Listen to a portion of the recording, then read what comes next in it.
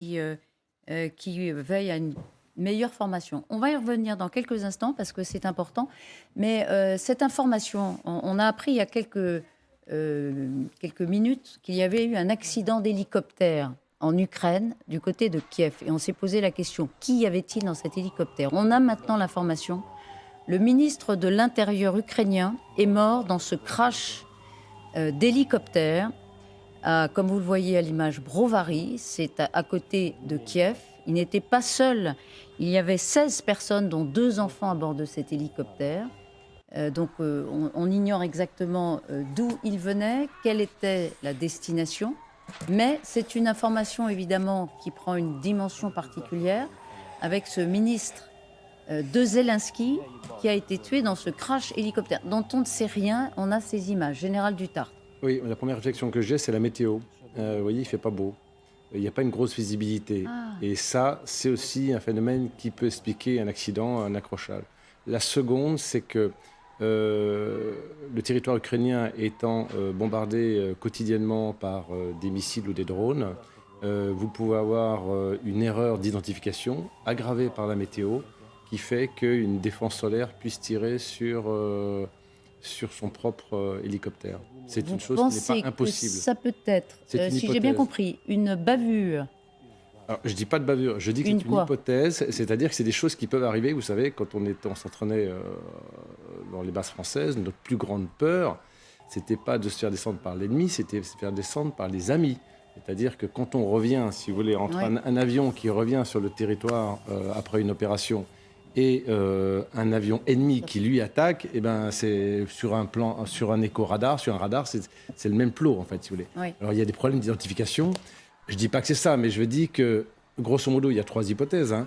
La première, c'est la météo, c'est-à-dire que, comme il ne fait pas beau, eh ben, il y a un obstacle qui n'a pas été vu, en fait, par le pilote.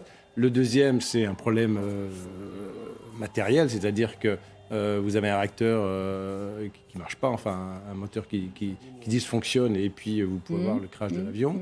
Et la troisième, c'est de se faire, comme la défense solaire est assez importante autour de Kiev, pour justement intercepter tous les drones iraniens notamment, ou des avions qui viendraient attaquer, eh ben, il peut y avoir un problème d'identification et un tir contre sa propre force. C'est Alors, une hypothèse. les précisions arrivent au compte-gouttes. Donc, rectification par rapport à ce que je vous ai dit tout à l'heure. D'abord, l'adjoint au ministre de l'Intérieur est décédé également dans l'hélicoptère. Les 16 personnes n'étaient pas dans l'hélicoptère. Par ailleurs, les autres, ce sont les dégâts collatéraux, puisqu'on sait maintenant que cet engin s'est écrasé sur une école maternelle. C'est pour ça qu'il y a 2 enfants tués. Général, est-ce qu'il est possible que, au-dessus de Kiev, les Russes aient visé cet hélicoptère? Non, non, ils n'ont pas les moyens. Vous excluez absolument À ce stade, un attentat, un fait de guerre russe. non, on peut tout imaginer. Vous savez, si vous avez quelqu'un qui est infiltré avec un missile solaire et dans Kiev, enfin, je veux dire, après 9 mois, 10 mois de guerre, on n'a pas vu ce genre de choses. C'est jamais à exclure complètement, mais ça me semble pas l'hypothèse la plus probable. Pour vous, c'est soit l'accident Soit l'accident, créé par la météo ou un défaut ou technique, voilà. soit une erreur de destination d'un missile ukrainien Voilà. qui a mal identifié la cible. Je pense que on n'en parlera pas tout de suite côté ukrainien, mais c'est une hypothèse qui n'est pas à exclure, parce que c'est malheureusement des choses qui arrivent. Philippe Gély. Je n'en sais pas plus que le Non, général Dutart, bien sûr, mais je m'interrogeais, honnêtement, c'est une question. Est-ce qu'un drone russe qui traîne par là est capable de descendre un hélicoptère? Non. J'en sais rien. Non, pas du tout, non. Non. Non, non. Bon, alors, j'en Pardon reste aux 3 hypothèses du Vous général. en restez aux 3e hypothèse. Vous excluez formellement, sauf alors une opération d'infiltration extrêmement sophistiquée des Russes à Kiev, qui serait parvenue effectivement à mener cette opération très audacieuse. Voilà. Et Vous il fait pas excluez beau, hein. formellement. Ouais, vous fait voyez, pas la beau, ça vous visibilité frappe, n'est pas hein. bonne, hein. Vous voyez Ouais. les images que l'on a, hein. Et ça, c'est toujours très très dangereux pour les aviateurs, hein. Alors pourquoi le pilote a pris le risque de naviguer dans ces conditions? C'est une question qu'on posera plus tard, Anastasia. Oui, et juste, moi, ça m'étonne qu'il y avait quelqu'un qui, pendant la guerre, se déplaçait en hélicoptère.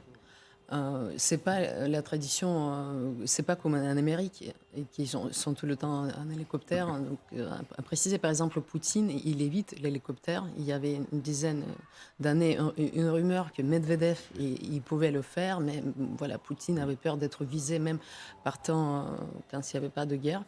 Et donc là, effectivement, la question se pose pourquoi, surtout si la visibilité n'était pas bonne. Mais On il y aurait une... Juste très court, parce qu'on doit Moi, faire le tour. pour les Russes, le ministère de l'Intérieur, c'est important comme cible, mais c'est moins important, évidemment, que le chef Ministère de la d'état-major Défense. ou Zelensky ou ailleurs. C'est quand même un peu secondaire dans le cadre de la guerre. Hein. Ouais. Moi, j'ai tendance à partager les hypothèses du général Dutart. On fait une pause, on y revient juste après et on poursuit.